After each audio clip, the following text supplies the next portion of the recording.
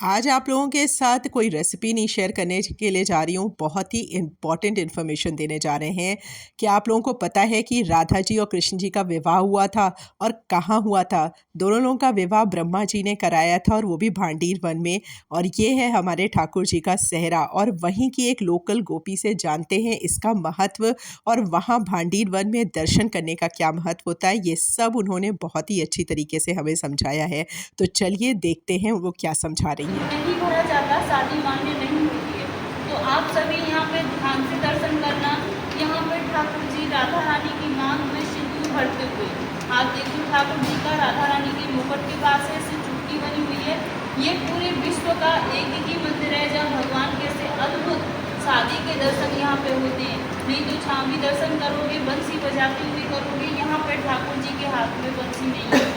बंसी इसलिए नहीं है, जब शादी हो रही थी तो ठाकुर जी ने बंसी को अपने पास रख लिया था पूजा के टाइम पर, तो उस बंसी को राधे जी ने चुरा लिया। तब से हमारे यहाँ पे आज भी एक प्रथा है कि जब लड़का लड़की की शादी होती है तो वहाँ मंडप के नीचे से लड़के की एक चीज़ चुराई जाती है, होती है नहीं, इससे जूते चुराने की रस्म होती है। तो भगवान ने तो कभी जूते पहने नहीं थे तो जूते चोरी होते, और राधा रानी की कोई बहन नहीं थी, इसलिए राधा रानी ने भगवान की बंसी को चुरा लिया।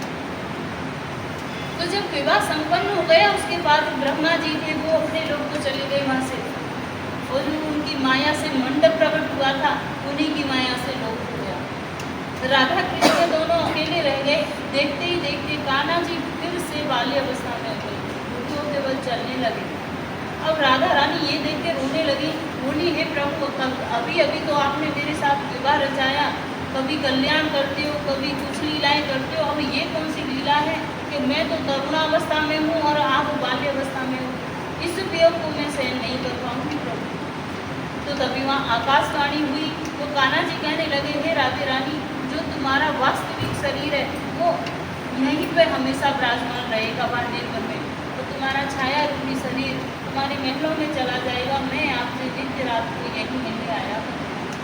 तो कान्हा जी को अपनी गोद में उठाती है, गोद में उठा के जैसे नंद बाबा से वादा किया था कुशल पूर्वक यशोदा मैया को वापस लेके आती है। तीसरी लीला है, एक दिन राधे कृष्ण किसी पेड़ के नीचे बैठे हुए थे तो कन्हैया जी कहने लगे हे राधे, ये हमारा तुम्हारा निकुंज बने, हमारी तुम्हारी कुंजों की लीला हुई है, इसलिए आज इस वन को प्रसन्न होकर वरदान देता हूँ, जो भक्त यहाँ पे आएगा और इस कुएं पे आचमन करेगा तो उसे 14 अवतार के दर्शनों का फल प्राप्त होगा। कुआं पे स्नान करेगा तो उसके जाने अनजाने के जो भी पाप हैं ये सब नष्ट हो जाएंगे। मंदिर में बैठकर कोई मनोकामना मांगेगा, उसकी मनोकामनाओं को पूरी करूँगा।